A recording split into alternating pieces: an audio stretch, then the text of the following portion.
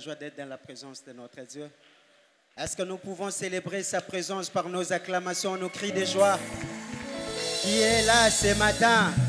Lui qui siège au milieu de la louange et de l'adoration de son peuple. Est-ce que nous pouvons acclamer sa présence ce matin? Alléluia. Jésus, voilà pourquoi nous voulons célébrer sa présence par ce chant qui dit « Chantons car Dieu est là ». Nous allons avec nos mains et nos cris de joie au rythme de ces chants. Amen. Chantons car Dieu est là. Poussons des cris de joie. Laissons-lui un trône de reconnaissance, un palais de louange. Chantons le roi de rois, son amour durera. Quand nous les louons, sa gloire descend sur nous, dans son temple ici-bas.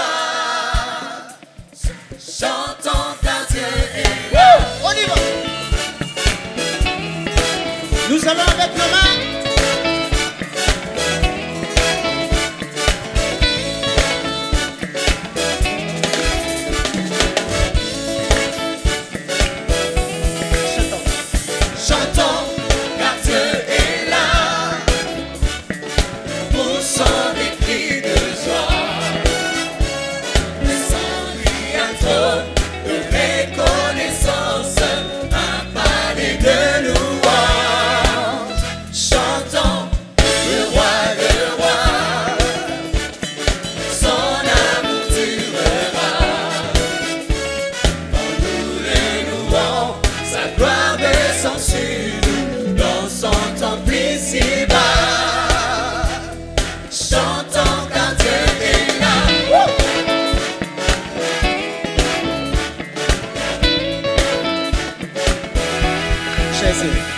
Jésus demeure au milieu de son peuple quand tu viens le louer. Jésus demeure au milieu de son peuple quand tu viens l'adorer. Chantons car Dieu est là. Poussons des cris de joie. Laissons-lui un trône de reconnaissance, un palais de louange. Chantons le roi de rois, son amour durera. Quand nous les louons, sa gloire descend sur nous, dans son temple ici-bas. Chantons car Dieu est là. Alléluia.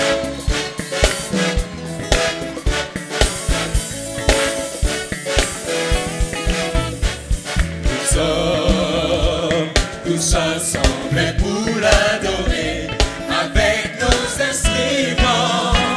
Joyeux le siècle, Dieu nous a sauvés. Faisons monter nos chants et chantons car Dieu est là. Oh, il est là. Poussons des cris de Oh, joie. poussons des cris de joie. Faisons-lui un trône de reconnaissance, un palais de louange. Chantons le roi de rois, son amour durera. Quand nous les louons, sa gloire descend sur nous, dans son temple ici-bas. Chantons car Dieu est là. On y va.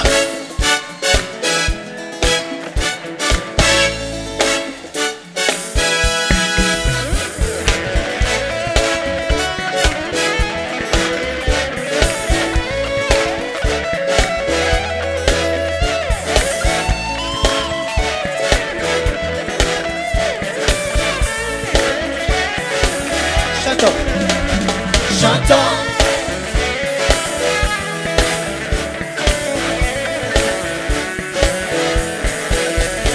Chantons.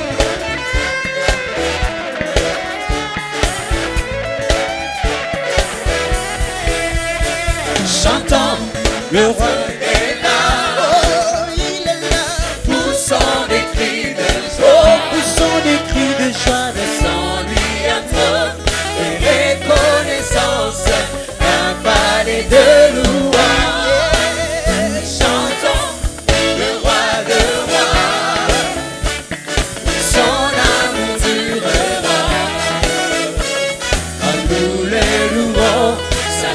de son salut dans son temps décibel.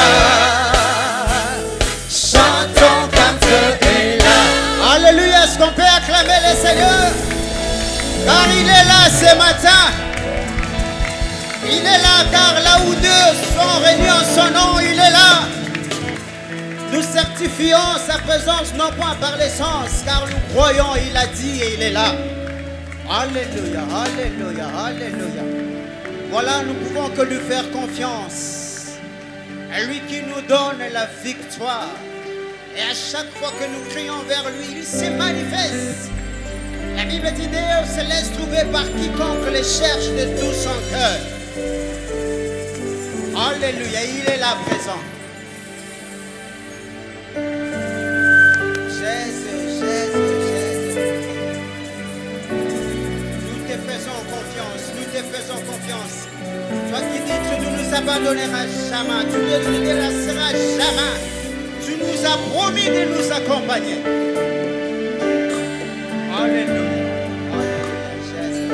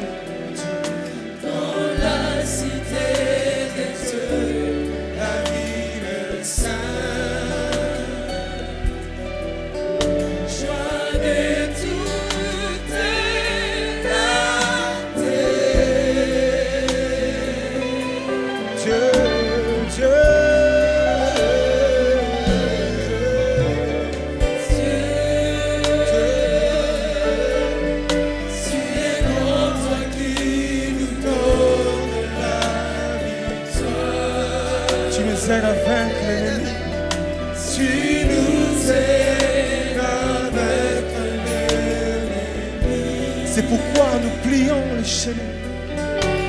Nous plions les genoux. Seigneur, Seigneur, Seigneur. Seigneur, nous venons élever ton nom. Et nous te disons merci.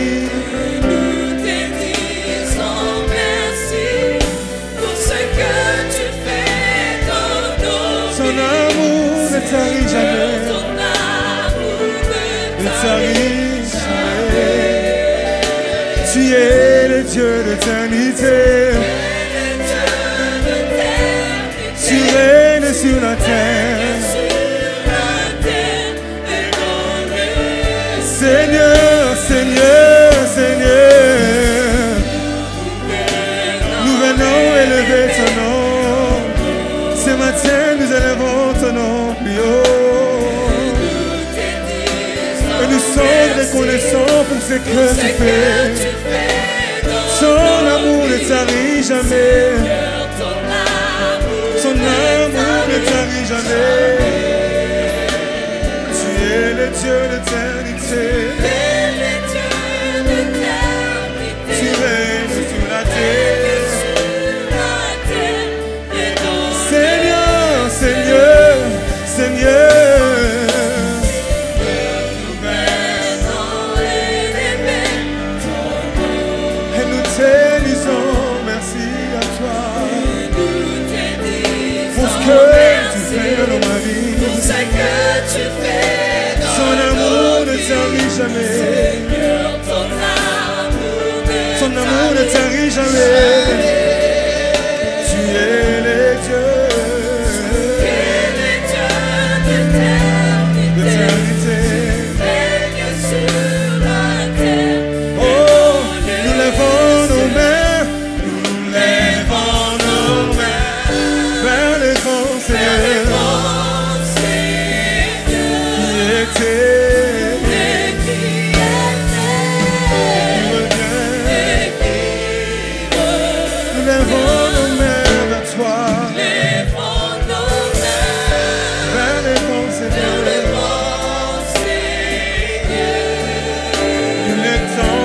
toi, Jésus. Et nous disons que tu es grand. Et tout ce que tu as accompli, nous réjouis. Seigneur Jésus, maintenant et pour toujours, nous te faisons confiance. Et nous disons que tu es grand. Et tout ce que tu as accompli, nous réjouis. Seigneur Jésus, maintenant et pour toujours,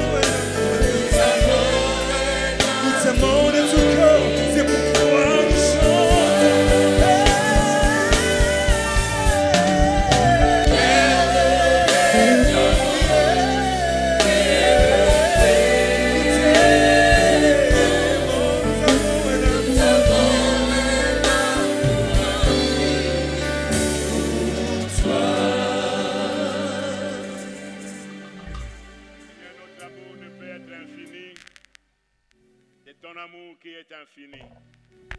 C'est toi qui nous as aimés le premier. Nous n'étions pas aimables, mais tu nous as aimés tels que nous sommes. Tu as manifesté ton amour en envoyant ton unique et le seul que tu avais dans ton cœur, que tu as dans ton cœur, Jésus, pour prendre ma place comme un substitut, prendre la place de mon frère et de ma sœur et faire de nous tes enfants. Merci Seigneur. Tu es grand. Nous te faisons confiance comme Abraham, espérant contre toute espérance. Nous te faisons confiance. Même s'il arrivait, Seigneur, que les circonstances ne permettent pas que nous te fassions confiance, nous te faisons confiance. Ce matin, j'aimerais encore te réitérer, je te fais confiance en toutes choses, car tu es un Dieu qui est grand. Alléluia. Merci Seigneur. Bénis ta parole dans mon cœur au nom de Jésus-Christ. Amen. Je vous rasseoir. Parlons sur le royaume de Dieu, c'est ce que nous sommes, c'est ce que nous sommes, c'est là que nous sommes. Mais ce royaume de Dieu se manifeste, c'est la sphère où Dieu agit.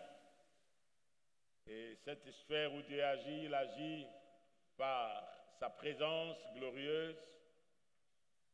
Et cette présence glorieuse, c'est l'unique qui n'est pas comme autre présence. Nous sommes devant la présence de plusieurs personnes, mais il n'y a aucune présence qui peut nous consoler. Oui, nous avons des consolations lorsque nous sommes affligés par nos bien-aimés autour de nous. C'est pourquoi la Bible nous dit « Consolez-vous par ces paroles ». Mais la consolation de l'Esprit de Dieu, l'intervention de Dieu est au-delà des interventions des hommes. C'est pourquoi nous lui faisons confiance. Amen. Amen.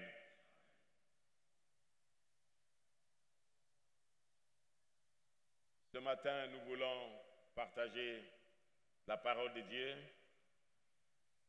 dans le livre de Psaume 77, le verset 2e jusqu'au verset 12. Mais nous sommes au verset 10 jusqu'au verset 11, verset 10 jusqu'au verset 12. Et le psaume 74, le verset 4 jusqu'au verset 9e. Psaume 77, à partir du verset 2 au verset 12, nous allons lire à partir du verset 10 pour ce matin. Dieu a-t-il oublié d'avoir compassion? A-t-il dans sa colère retiré sa miséricorde? J'ai dit ce qui fait ma souffrance, c'est que la droite du Très-Haut n'est plus la même. Je rappellerai les œuvres de l'Éternel, car je me souviens de tes merveilles d'autrefois. Psaume 74, 4 à 9. Tes adversaires ont rougi au milieu de ton temple. Ils ont établi pour signe leur signe. On les a vus pareils à celui qui lève la cognée dans une épaisse forêt. Et bientôt, ils ont brisé toutes les sculptures. À coups de haches et de marteaux, ils ont mis le feu à ton sanctuaire. Ils ont abattu, profané la demeure de ton nom. Ils disaient en leur cœur, traitons-le tous avec violence. Ils ont brûlé dans le pays tous les lieux saints. Nous ne voyons plus nos signes, il n'y a plus de prophètes et personne parmi nous qui sache jusqu'à quand. Amen. Amen. Ce matin, pour ceux-là qui cherchent un thème, nous sommes dans le royaume de Dieu, nous parlons de la gloire de Dieu. Mais ce matin, nous voulons partager qu'est-ce qui fait ta souffrance. Qu'est-ce qui te fait souffrir? Qu'est-ce qui fait ma souffrance? Est-ce que c'est le manque d'argent, le manque de manger ou de boire, l'oppression des hommes? Qu'est-ce qui te fait souffrir?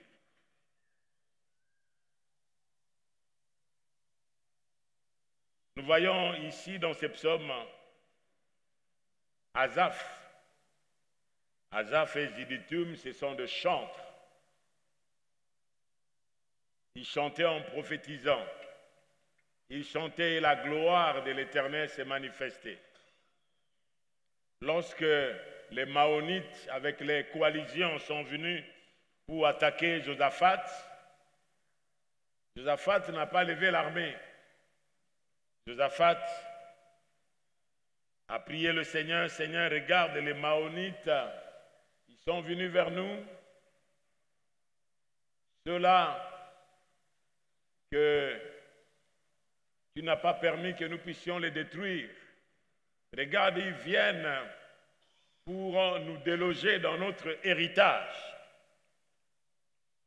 Seigneur, vois leurs menaces.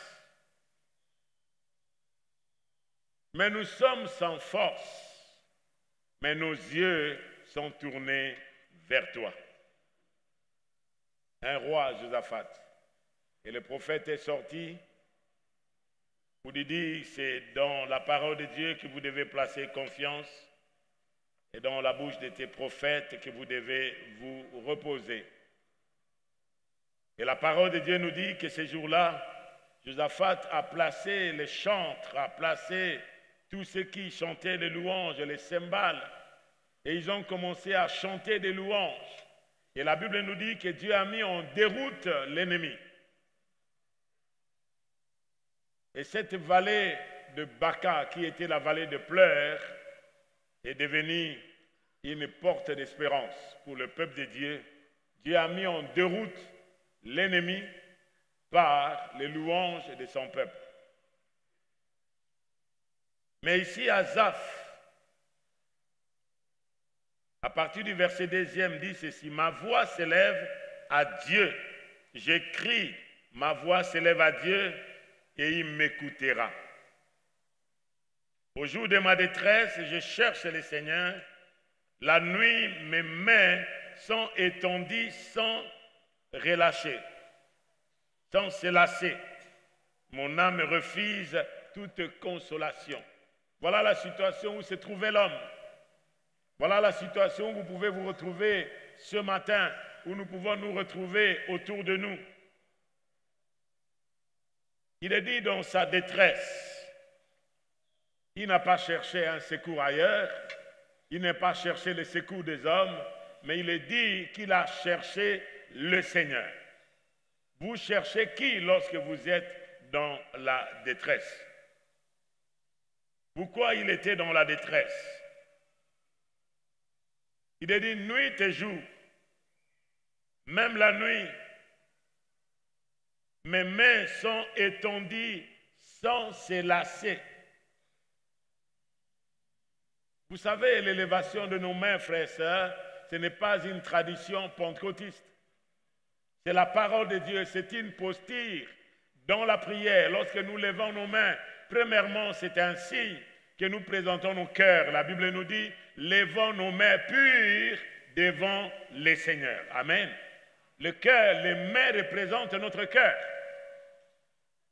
Et la Bible dit aussi, nos mains symbolisent aussi notre attachement au Seigneur. Nous disons, Seigneur, je lâche prise. C'est comme si quelqu'un derrière toi, avec une arme, il te braque, et tu lèves la main, tu dis, j'abandonne. C'est pourquoi nous chantons, je m'abandonne à toi. Fais de moi ce que tu veux. Oui, je lâche. Quelque chose que je tiens mordicus, je lâche. Je ne veux plus faire un effort. Je ne veux plus compter sur mes forces, sur mes relations, sur mes compétences. Je lâche. Amen. Ça, c'est l'élévation de main. L'élévation de main aussi peut être, Seigneur, tu es ma bannière. Amen. Tu es mon étendard. Tu es ma bannière. Il a dit à Moïse, il a dit à Abraham ces jours-là, Abraham, je suis l'Éternel Dieu, sois intègre, car je suis ta bannière. Amen. Et nous chantons souvent, ta bannière, c'est l'amour. Jésus est en moi et moi je suis à lui. Sa bannière, c'est l'amour. L'élévation de nos mains, ce n'est pas seulement une tradition. Lorsque nous disons levons nos mains, c'est pourquoi un enfant de Dieu, nous ne pouvons pas attendre qu'on nous dise levons nos mains. Non, levons nos mains, c'est mon attitude intérieure, c'est mon homme intérieur qui dit Seigneur, je lève mes mains, regarde mon cœur, purifie mes pensées. Seigneur, je lève mes mains, je lâche tout ce que je tenais mordicus, je lâche pour que toi-même tu agisses, je lâche pour que toi-même tu interviennes dans ma situation. Seigneur, tu es ma bannière, c'est l'élévation de nos mains. Il est dit, sans se lasser, mon âme refuse toute consolation humaine. Je mérite ta consolation. La consolation humaine, je le refuse. Verset 4e, il dit, je me souviens de Dieu et je gémis. Je médite et mon esprit est abattu. Écoute la situation où se trouvait. Qui tient mes paupières en éveil. Et dans mon trouble, je ne puis parler. Toute la nuit, lorsque nous nous plaçons dans la présence de Dieu, il n'y a pas de mots qui sortent. On gémit intérieurement. C'est pourquoi le Saint-Esprit prie en nous avec des soupirs. Même s'il n'y a pas de mots, Dieu n'a que faire avec les paroles qui ne viennent pas d'un cœur disposé. Dieu a besoin que notre cœur lui parle plus que nos mots. Et des fois, nos mots n'ont pas de sens. Nous parlons, nous crions. Mais est-ce que c'est de notre cœur que nous présentons à Dieu? Anne, cette femme qui n'avait pas d'enfant, qui était continuellement abattue à cause des mortifications de sa rivale. Elle était mortifiée parce qu'elle n'avait pas d'enfant. Elle souffrait. Son mari lui donnait le double de ce qu'il donnait à Pénina, sa rivale. Mais la Bible nous dit qu'Anne n'était pas contente. Vous savez, en Israël, lorsqu'une femme n'a pas d'enfant, nous avons les mêmes traditions similaires, même en Afrique. Lorsque quelqu'un se marie, qu'il n'a pas d'enfant, même la belle famille, et des fois, si l'homme n'est pas ferme dans la foi, on peut même lui proposer d'aller prendre une autre femme pour voir s'il est fécond. Et des fois, les enfants qui sont ici sont des enfants. Où sont les enfants de Pénina? On ne parle pas des enfants de Pénina dans la parole de Dieu, mais on parle de l'enfant qui est né de cette femme qui soupirait, qui gémissait. Amen. On parle de Samuel. Mais où sont les enfants de Pénina? Vous pouvez avoir les enfants qui seront un problème pour la nation, qui seront un problème pour la famille, qui seront un problème. Vous pouvez avoir un seul enfant, même dans la foi, mais qui est une bénédiction. Est-ce que quelqu'un m'entend, s'il vous plaît? Frères et sœurs, ne détruisons pas la famille, ne détruisez pas votre couple, vous vous êtes aimés. Oui, premièrement, comme ma femme me dit souvent, et nos enfants savent, nos enfants le savent, lorsque je parle avec mon épouse, s'il vient s'y mixer, maman dit souvent, non, au commencement, c'était papa et maman. Au commencement, ce n'était pas vous d'abord. Laissez-moi parler avec mon mari. Amen. Amen. Dis à quelqu'un, au commencement, c'était qui? Et la Bible nous dit que le fruit des entrailles est une récompense qui nous vient de qui? De l'Éternel. Les enfants sont un héritage. C'est Dieu qui nous donne. Et Dieu peut nous donner des enfants ou ne pas nous donner des enfants, mais nous pouvons être une bénédiction. Abraham n'a eu qu'un enfant. Mais aujourd'hui, nous avons toute une nation d'Israël. Vous pouvez avoir un enfant seulement, ou un enfant dans la foi. C'est pourquoi Paul a laissé, il était marié. Paul était marié, parce qu'on ne peut pas faire partie du Sanhédrin de l'époque sans s'être marié.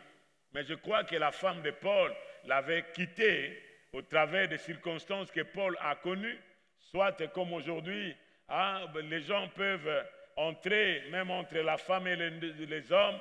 Combien de fois nous avons vu les hommes, quels que soient religieux, quels que soient dans politique, ainsi de suite, qu'on utilise leurs femmes pour détruire leurs maris, soit le mari pour détruire leurs femmes.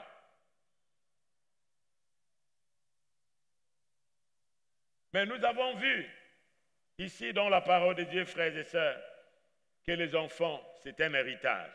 Amen. Mais nous ne pouvons pas détruire. Il gémissait, Anne gémissait. Même là, le serviteur de Dieu ne comprenait pas ce qui s'est passé. Des fois, il y a bien des gens qui viennent vers nous qui demandent, « Pasteur, vous n'avez pas une parole de la part de Dieu pour moi? » Moi, je n'ai pas une parole que je peux inventer. Je ne peux pas avoir. Je ne peux pas faire mouvoir Dieu.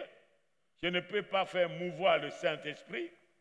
Moi, je ne me sers pas du Saint-Esprit. C'est le Saint-Esprit qui se sert de moi. Est-ce que quelqu'un m'entend, s'il vous plaît? C'est une escroquerie spirituelle lorsque vous parlez de choses que Dieu ne t'a pas dit pour plaire aux hommes. Une escroquerie spirituelle. Dites à quelqu'un, ne soyez pas escrocs spirituellement. Il y a combien d'escrocs spirituels? Quelqu'un vient, il te propose, dis-moi quelque chose de la part de Dieu. Je disais, frère, si vous voulez connaître quelque chose de la parole de Dieu, lisez la parole de Dieu.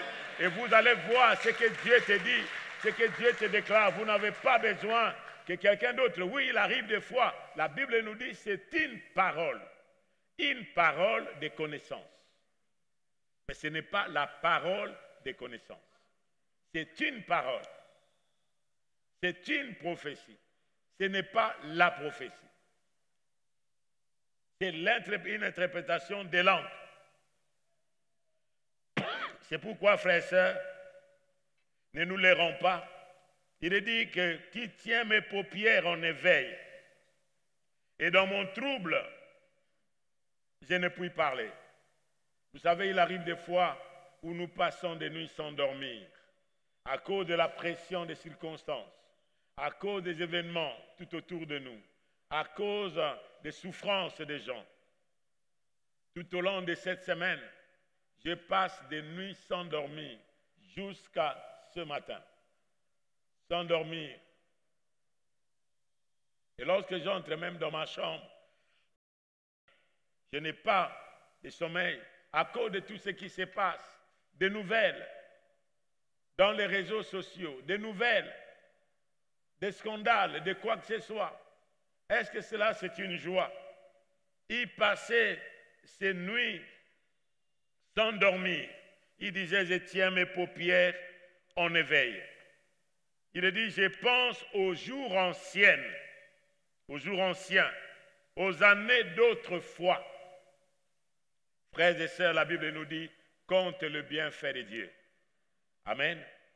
Même si vous passez par les circonstances difficiles, mais nous pouvons repasser dans notre cœur. Nous pouvons repasser dans notre cœur les bontés de Dieu. Nous pouvons repasser dans notre cœur ce qu'il a fait autrefois. Non pas seulement l'expérience d'autrefois, mais nous rappelons de ce que Dieu a fait. Il y a quelqu'un qui a dit, lorsque nous oublions l'histoire, nous allons commettre les erreurs du passé. Mais lorsque nous oublions aussi l'histoire, frères et sœurs, nous pouvons aussi être ingrats vis-à-vis de Dieu, même vis-à-vis des hommes. Parce que nous oublions ce qui s'est passé. Je pense à mes cantiques pendant la nuit. je fais des réflexions au-dedans de mon cœur et mon esprit médite. C'est l'homme intérieur, ce n'est pas l'homme extérieur. Sa peine, c'était une peine qui était à l'intérieur de lui. Son âme était abattue. Son esprit était sans consolation. Il dit, j'ai fait des réflexions au-dedans de mon cœur et mon esprit médite.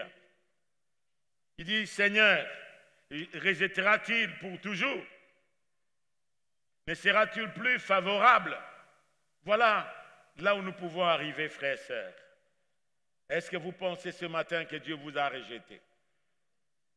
Pensez-vous ce matin que pourquoi Dieu ne répond pas à mes prières? Pourquoi ces situations restent suspendues? C'est comme si le ciel est devenu d'airain. C'est comme si autour de moi, il n'y a aucune personne. Mais un jour, moi je crois qu'Élie est arrivé à une dépression comme ça.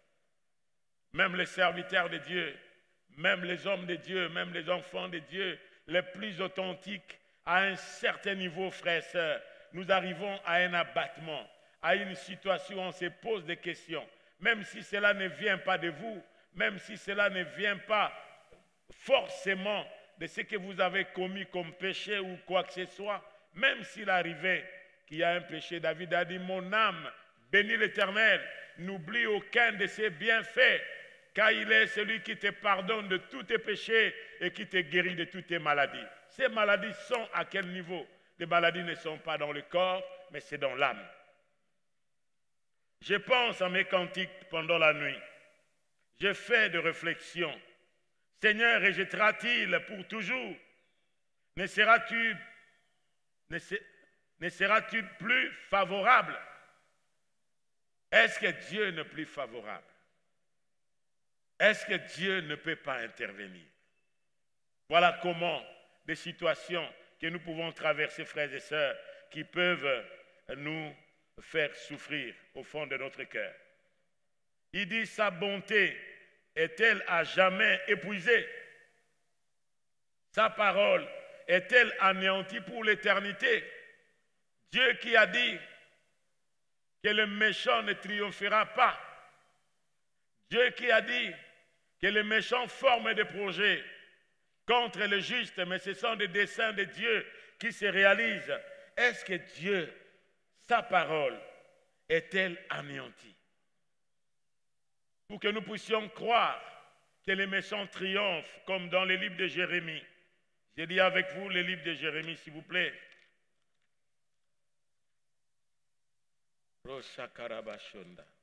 Écoutez Jérémie, pourquoi les méchants triomphent-ils? Jérémie, chapitre 12e. Tu es trop juste, Éternel, pour que je conteste avec toi. Je vais néanmoins t'adresser la parole sur tes jugements. Lisez avec moi la partie qui suit. Mais lisez à haute voix, lisez à haute voix. Pourquoi la voix des méchants est-elle prospère? Pourquoi tous les perfides vivent en paix? Qui vous dit que les perfides vivent en paix? Qui vous dit que les méchants sont prospères? Tu les as plantés, ils ont pris racine, ils croissent, ils portent du fruit. Tu es près de leur bouche, mais loin de leur cœur. Et toi, Éternel, tu me connais, tu me vois, tu sondes mon cœur, qui est avec toi. Enlève-les comme des brebis qu'on doit égorger et prépare-les pour le jour de carnage. Lisez avec moi le verset 4e ensemble. Jusqu'à quand le pays sera-t-il dans le deuil? Et l'herbe de tous les champs sera-t-elle desséchée à cause de la méchanceté des habitants? Les bêtes et les oiseaux périssent, car ils disent, il ne verra pas notre fin. Et le Seigneur dit, si tu cours avec les piétons et ils te fatiguent, comment pourras-tu lutter avec les chevaux? Si tu te crois en sûreté, que dans une contrée paisible, que feras-tu sur les rives orgueilleux du Jourdain qui déborde? Car tes frères eux-mêmes et la maison de ton père te trahissent. Ils se font quoi? Ils crient eux-mêmes en pleine voix derrière toi, ne le crois pas. Quand ils te diront des paroles amicales, des gens qui disent ne le crois pas. Vous êtes avec les gens et ils disent ne le crois pas. Pourquoi les méchants prospèrent? Ce sont des questions qui nous viennent toujours en tant qu'enfants de Dieu. Et cela nous donne de la peine. Cela nous trouble. Cela des fois nous désaxe. Et des fois nous décourage. Des fois notre foi s'étiole. Notre foi s'effrite. Et de plus en plus, il dit aussi, sa bonté est-elle jamais épuisée? Mais nous avons lu dans le livre de Lamentations, chapitre 3, qu'est-ce que le livre de Lamentations 3 nous dit? Lamentations 3, à partir du verset 19. Est-ce que vous êtes là? Est-ce que nous sommes ensemble, frères et sœurs?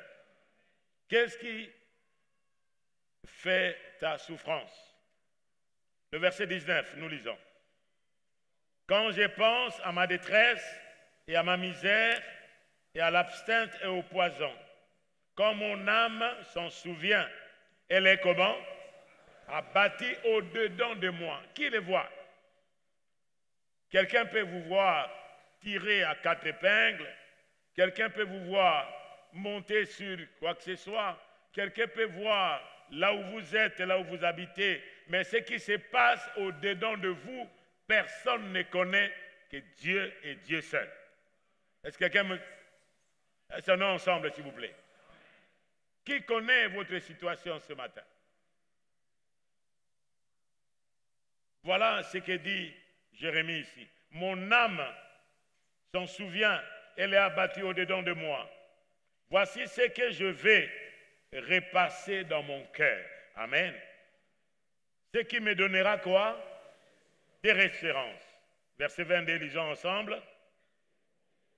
Les bontés de l'Éternel ne sont pas, ses compassions ne sont pas à leur terme. Elles se renouvellent chaque matin. Oh, que ta fidélité est grande. L'Éternel est mon partage, dit mon âme. C'est pourquoi je vais espérer en lui. Nous disons Amen. Je vais espérer encore en l'Éternel. Qu'est-ce qui me fait souffrir? Qu'est-ce qui te fait souffrir ce matin? Et le verset 10e, il dit ceci. Dieu a-t-il oublié d'avoir compassion? A-t-il dans sa colère retiré sa miséricorde? Verset 11e, j'ai dit, ce qui fait ma souffrance, c'est que la droite du Très-Haut n'est plus la même. Amen. Ce qui faisait la souffrance d'Azaph, ce n'était pas le manque de manger et de boire. Ce qui faisait sa souffrance, ce n'est pas parce qu'il manquait le travail. Ce qui faisait sa souffrance, ce n'est pas le mariage, comme aujourd'hui, l'évangile du Seigneur est devenu humanocentrique. Humanocentrique, ça dit ce que nous faisons, ce que nous prêchons. Vous allez écouter les gens dire Akula, dire Amen. C'est seulement lorsqu'on dit je suis en train de voir ton voyage, Amen. Et les gens crient. Je suis en train de voir ton élévation, Amen. Les gens crient, ils acclament. Mais lorsqu'on dit repentez-vous, parce que la gloire de Dieu ne peut pas venir là où il y a le mal. Est-ce que quelqu'un m'entend, s'il vous plaît? Et la Bible nous dit, frères et sœurs, que Dieu ne change pas. Comme nous avons écouté vendredi par le pasteur Pierre, Dieu n'est pas moins lorsque nous sommes dans la souffrance. Et il est plus lorsque tout va bien. Notre Dieu est le même hier, aujourd'hui et éternellement. Dites à quelqu'un, mon Dieu est le même. Dites à quelqu'un, mon Dieu est le même. Parle encore à celui qui est à gauche et à droite. Mon Dieu est le même. Hier, aujourd'hui et éternellement. Il n'a pas changé, même si ma situation reste comme telle. Lui qui est le maître des temps et des circonstances, il est capable de changer ma situation. Il est capable de confondre mes ennemis. Il est capable. C'est pourquoi nous chantons. Il est capable. Il est capable. Il est capable. Il n'a pas changé. Il est le même. Il est le même. Il est le même. Il est le même. Il est le même. Il n'a... Que cela ne reste pas seulement un chant, que cela reste une vie. Mon Dieu est le même, il restera le même, il s'élèvera toujours le dernier. Amen. C'est pourquoi Job pouvait dire, je sais que mon Rédempteur est vivant. Il s'élèvera toujours le dernier. Dieu va s'élever. Dieu s'élève déjà. Et il va s'élever, il s'élève déjà. Alléluia. Qu'est-ce qui te fait souffrir? La droite de Dieu, la gloire de Dieu, la présence de Dieu n'est plus la même.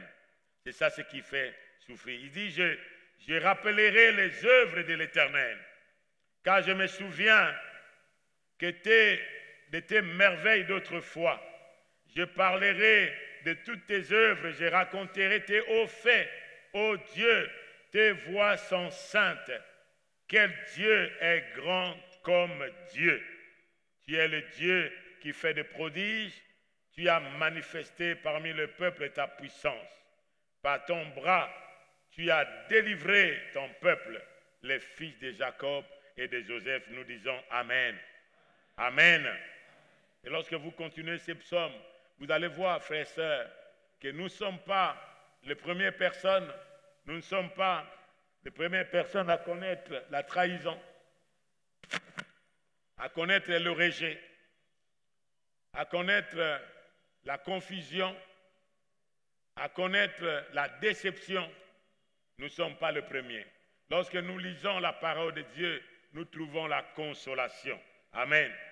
Vous pouvez trouver la consolation ce matin dans votre situation, dans votre problème, dans ce que vous traversez. Trouvez la consolation dans la parole de Dieu. Qu'est-ce qui me fait souffrir? Ta droite. Ta droite. Ce n'est pas le manque d'argent. Ce n'est pas le manque de l'or. C'est pourquoi dans Matthieu, Jésus-Christ a dit ceci. Matthieu 6. Alléluia. Matthieu 6, à partir du verset 25. C'est pourquoi je vous dis, ne vous inquiétez pas pour votre vie, de ce que vous mangerez, ni pour votre corps, de quoi vous serez vêtus. La vie n'est-elle pas plus que la nourriture, et le corps plus que les vêtements? Regardez les oiseaux du ciel. Ils ne sèment ni ne moissonnent. Ils n'amassent rien dans les greniers. Votre Père céleste les nourrit. Ne valez-vous pas beaucoup plus qu'eux? Qui de vous, par ses inquiétudes, peut ajouter une coudée à la durée de sa vie? Les inquiétudes, par les inquiétudes que vous avez, vous pouvez ajouter quoi dans votre vie? Vous savez, l'inquiétude, par définition, quelqu'un a dit que l'inquiétude, lorsque nous sommes inquiets, c'est que nous disons à Dieu, toi tu ne peux pas. Je peux m'aider moi-même. Je peux subvenir à mes besoins moi-même. L'inquiétude accuse Dieu d'être injuste. L'inquiétude accuse Dieu d'être menteur. Oh, Dieu a promis à ses enfants qu'il interviendra dans leur vie. Qu'est-ce que vous pouvez ajouter par les inquiétudes que vous vous faites? Vous pouvez ajouter quoi? Même pas une coudée à la durée de la vie que vous avez. Vous n'ajouterez rien du tout. C'est pourquoi vous inquiétez au sujet des vêtements. Considérez comment croissent les lits de champs. Ils ne travaillent ni ne filent. Cependant, je vous dis que Salomon, même dans toute sa gloire, n'a pas été vêtu comme l'un d'eux. Amen. Vous pouvez amasser les habits. Salomon, dans toute sa gloire, n'a pas été vêtu comme les lits, comme les fleurs que nous avons. Vous allez ajouter quoi dans votre vie? Si Dieu revêt ainsi l'herbe de champ qui existe aujourd'hui et qui demain sera jeté au four, ne vous vêtira-t-il pas à plus forte raison, gens de peu de foi? Verset 31, lisez avec moi. Ne vous inquiétez donc point et ne dites pas que mangerons-nous, que boirons-nous, de quoi serons-nous vêtis? Car toutes ces choses, ce sont les païens qui les recherchent. Votre Père céleste sait que vous en avez besoin.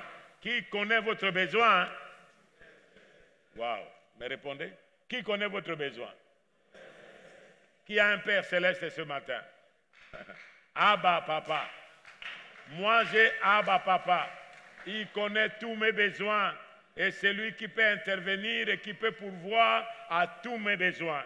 Il n'y a aucun homme. C'est pourquoi la parole de Dieu nous dit, ne vous confiez pas à un homme. Ne vous confiez pas à une personne mortelle. Il peut vous promettre aujourd'hui et demain, il meurt ou il n'a plus, ou il est déchu de ses fonctions, ou il a manqué, ou une circonstance de la vie a intervenu dans ses affaires et il manque. Mais les dépôts de Dieu, les ressources de Dieu sont inépuisables. Les ressources de Dieu sont inépuisables pour ses enfants. C'est pourquoi la parole de Dieu nous dit, votre Père céleste sait de quoi vous en avez besoin. Cherchez premièrement le royaume et la justice de Dieu, et toutes ces choses vous seront données parce qu'il croit. Ne vous inquiétez donc pas du lendemain, car le lendemain aura soin de lui-même. À chaque jour suffit sa peine. Nous disons Amen. Amen. C'est pourquoi Paul, dans Philippiens 4, il va dire ceci. Alléluia. Philippiens 4, à partir du verset 4, nous lisons d'abord. Réjouissez-vous toujours dans les Seigneurs. Je le répète, réjouissez-vous. Que votre douceur soit connue de tous les hommes. Le Seigneur est proche.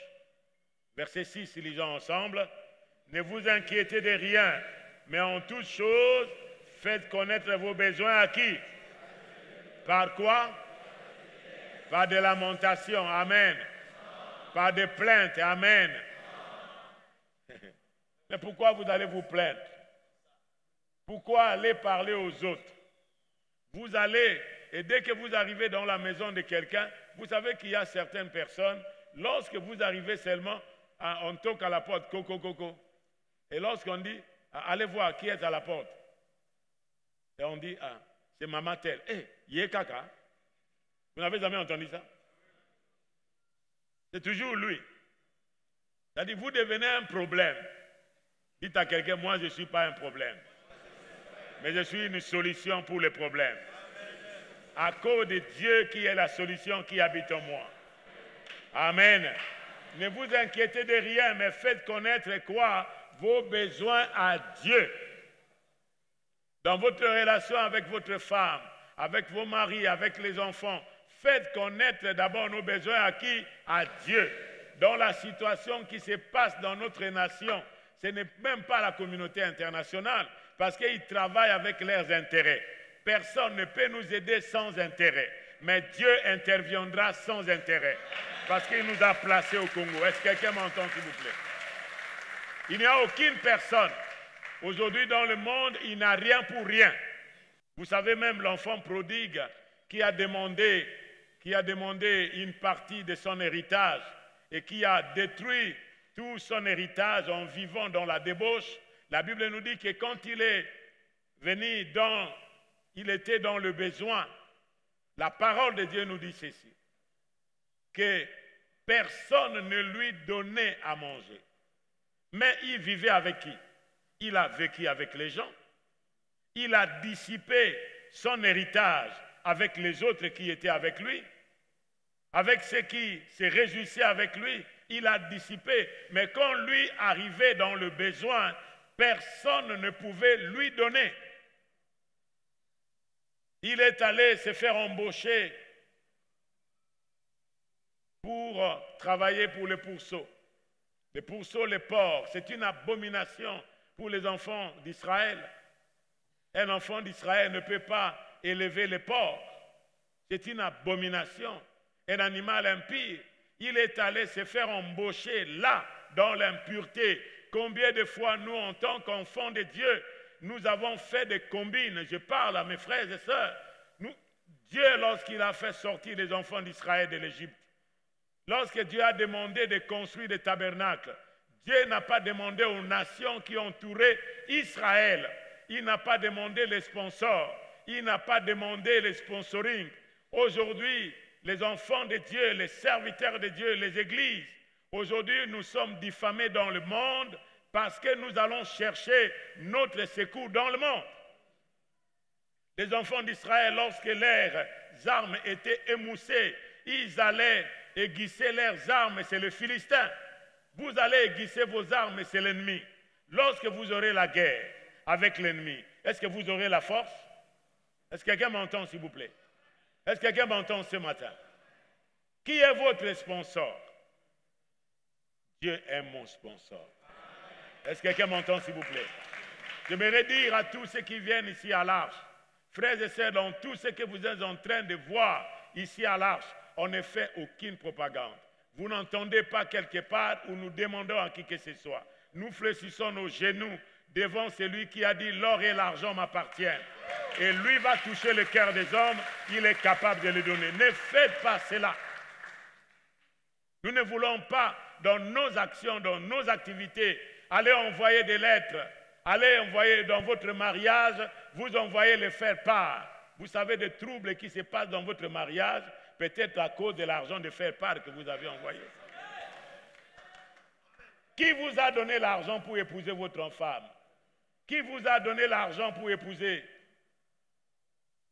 Qui a été là-bas au devant de vous? Des fois, certaines personnes, frères et sœurs, là où nous allons travailler et que nous laissons nos demandes d'emploi, même si c'est un parent, même si c'est quelqu'un que nous connaissons, s'il ne nous aide pas, c'est que Dieu ne partage pas sa gloire avec une personne.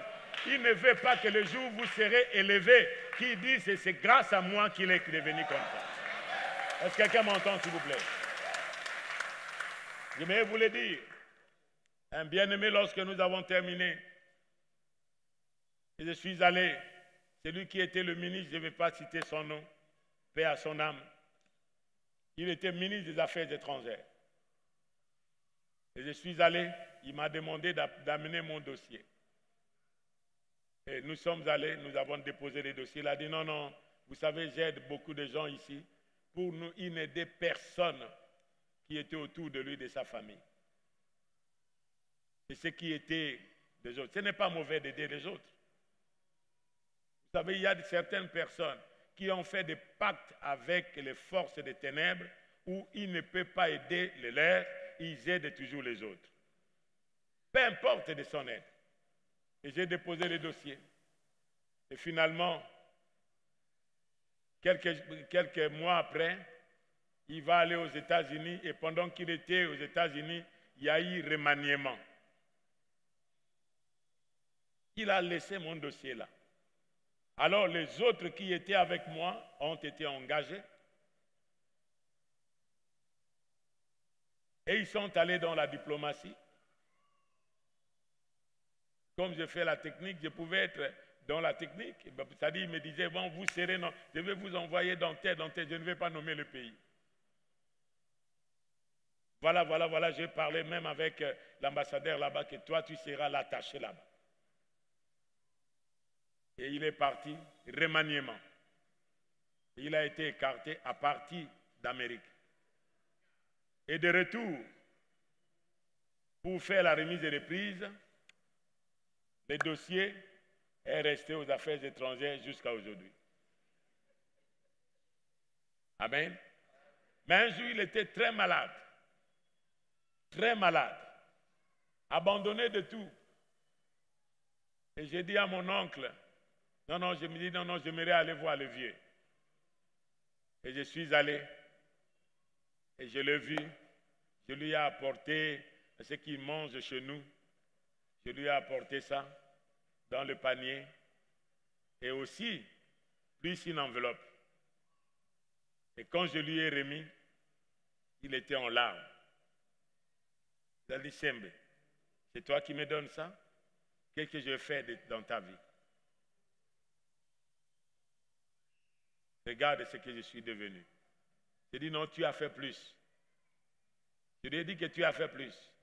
Le fait de ne pas être engagé quand vous étiez là, ça m'a beaucoup aidé. De ne pas compter sur les hommes, mais de compter seulement sur Dieu. Amen. Amen. Amen. Il a pleuré que quand tu es là, personne ne peut dire, te frapper la poitrine, que tel qu'un Sembe est devenu, c'est quelqu'un qui a fait de lui. J'ai dit, non, vous avez fait plus. Vous avez fait plus. Des fois, on me recevait en ton nom. Il a dit, non, laissez ça. Ça, c'est vos histoires de pastorat. Laissez ça. Vous voulez seulement me drôloter. Non, je dis, je ne te drôlote pas, je dis la vérité. Si tu n'avais pas fait ça, aujourd'hui, je n'allais pas voyager en Amérique comme je voyage aujourd'hui. Je n'allais pas voyager en Europe comme je voyage aujourd'hui. Mais tu as permis aujourd'hui que je ne sois pas seulement dans la diplomatie du Congo, que je sois dans la diplomatie du royaume de Dieu. Parce qu'aujourd'hui, je ne représente pas seulement une nation, mais je représente le royaume de Dieu dans les nations. Est-ce que quelqu'un m'entend, s'il vous plaît? Il a dit, oui, j'apprends que tu es là-bas, tu es allé même en Australie. Moi, je ne suis pas même pas arrivé. Depuis que j'étais ministre des Affaires étrangères, je ne suis pas arrivé dans ce continent-là, l'Australie. Mais toi, tu es arrivé. Hein? Je t'ai suivi. Amen. Est-ce que vous comprenez cela? Pose la question à quelqu'un. Qu'est-ce qui te fait souffrir? Pose la question à quelqu'un. Qu'est-ce qui te fait souffrir?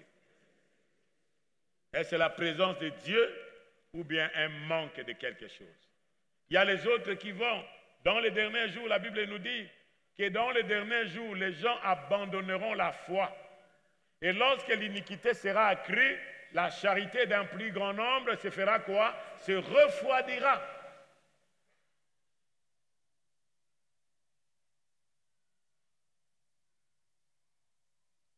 Ne vous inquiétez de rien. Et la paix de Dieu, qui surpasse toute intelligence, gardera vos cœurs et vos pensées en qui? En Jésus-Christ. Écoutez Paul, le verset 10e. J'ai éprouvé une grande joie dans le Seigneur de ce que vous avez pu renouveler l'expression de vos sentiments pour moi. Vous y pensiez bien, mais l'occasion vous manquait. Ce n'est pas en vue de mes besoins que je dis cela, car j'ai appris à être content de l'état où je me trouve. Dis avec moi, j'ai appris à être content de l'état où je me trouve. Je sais vivre dans l'humiliation, je sais vivre dans l'abondance. En tout et partout, j'ai appris à être rassasié et à avoir faim, à être dans l'abondance et à être dans la disette. Je puis tout par celui qui me fortifie, et quelqu'un acclame le Seigneur pour ça.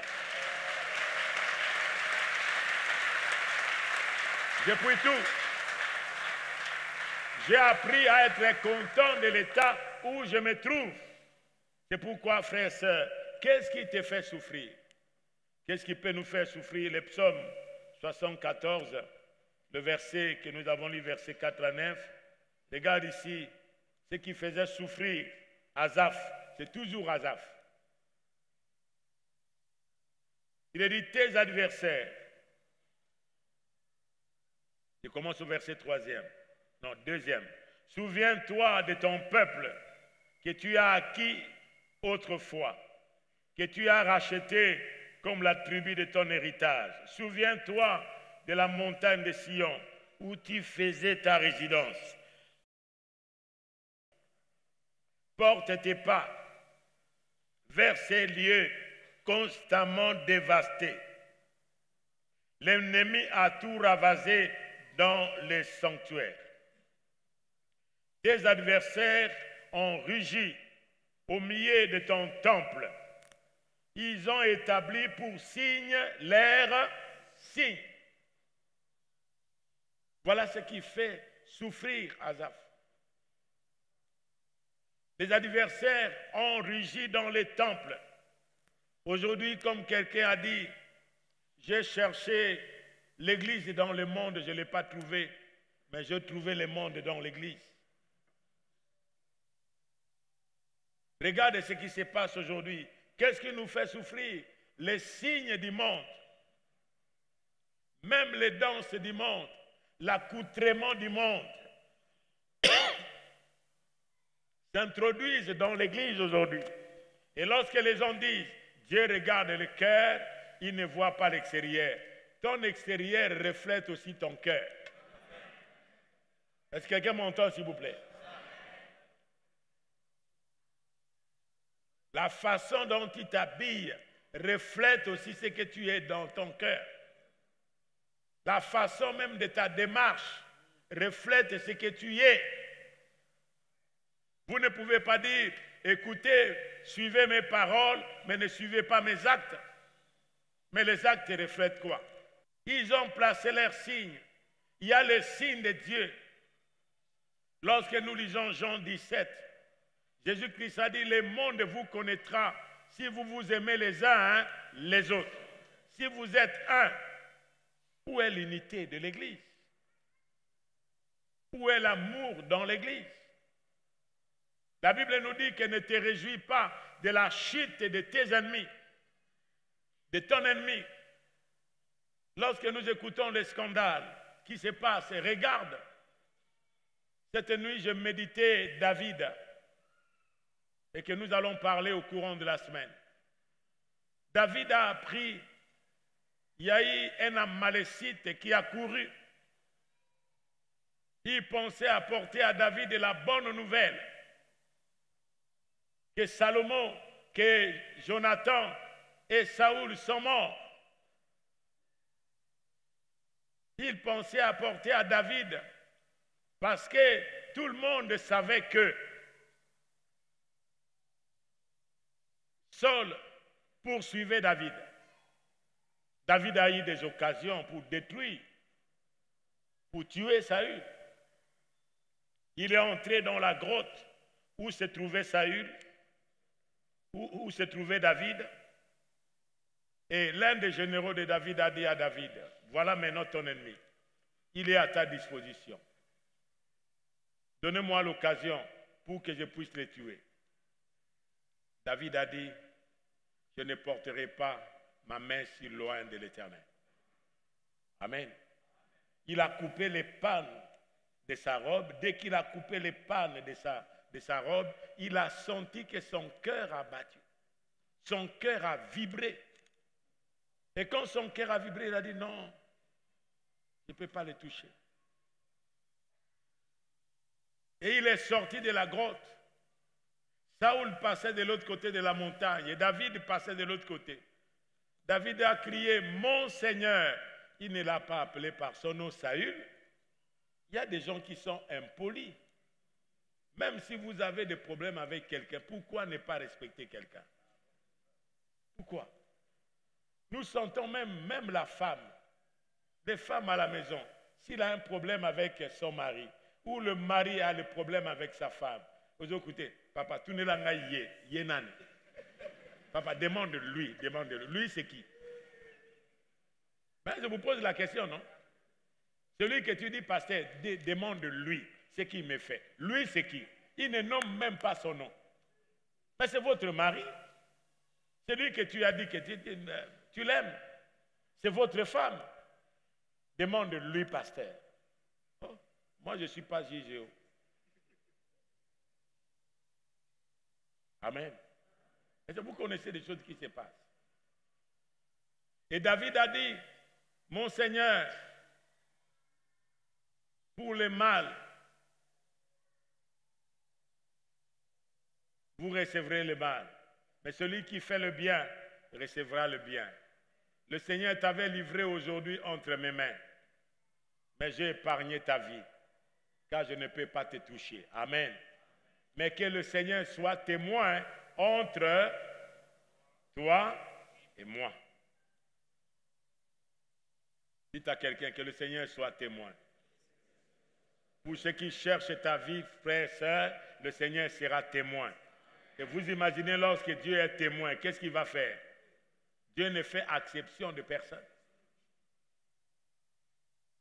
Et lorsqu'il a appris cette nouvelle, l'Amalécite a pensé que David allait se réjouir, que son ennemi est mort, je vais régner. Mais qu'est-ce qu'il a fait? La Bible nous dit il a demandé à Amalécite, tu viens d'où? Je suis un étranger, je suis Amalécite.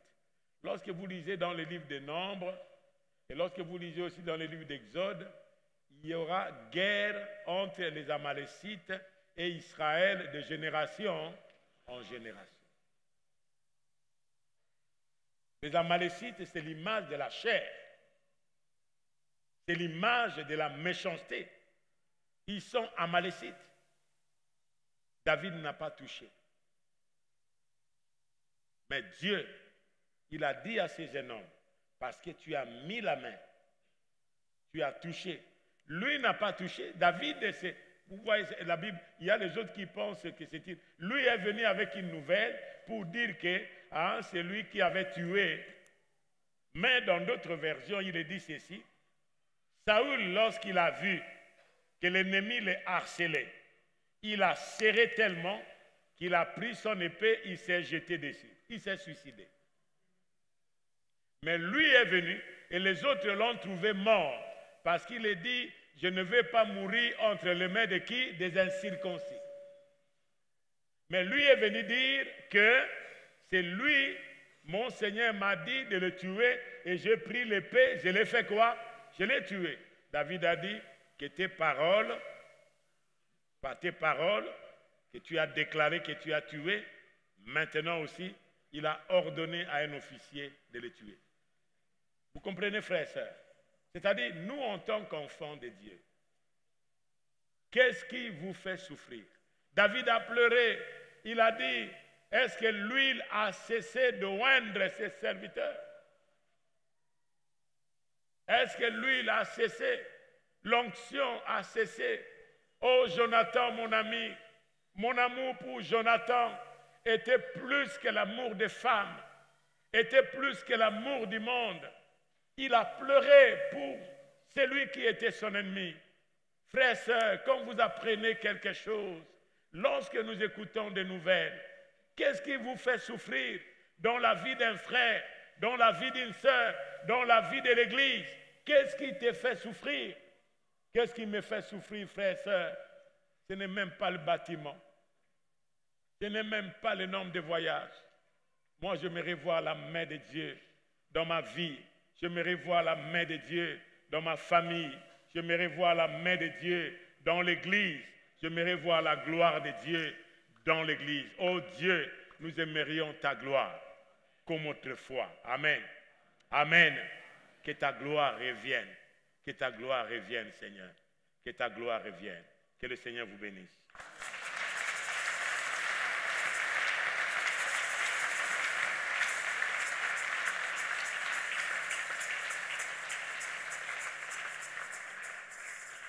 Devant-nous ensemble, s'il vous plaît.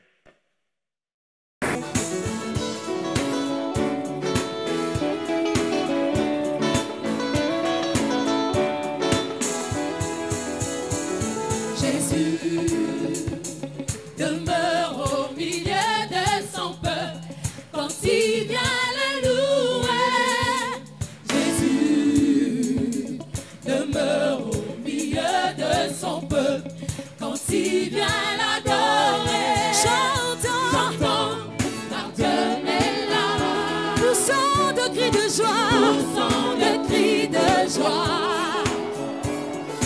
J'entends par mes larmes, poussant de cris de joie, J'entends par mes larmes, poussant de cris de joie, J'entends par mes larmes, poussant de cris de joie,